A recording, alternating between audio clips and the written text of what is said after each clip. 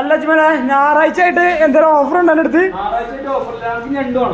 ഞണ്ടെന്താ നല്ല അടിപൊളി എല്ലാ ഐറ്റംസും ഞണ്ടുണ്ട്. 2 കിലോ തരാം 500 റുപ്യക്ക്. പ്രശ്നം എന്താ കൂട്ടാ, ഇതൊന്നല്ല പ്രശ്നം. ഞാൻ ഞാനുണ്ട് രാവിലെ, വൈകുന്നേരം കറി വെച്ചത് അത് വേറെ കാര്യം. സാധനത്തിൽ ഇറച്ചിയില്ല.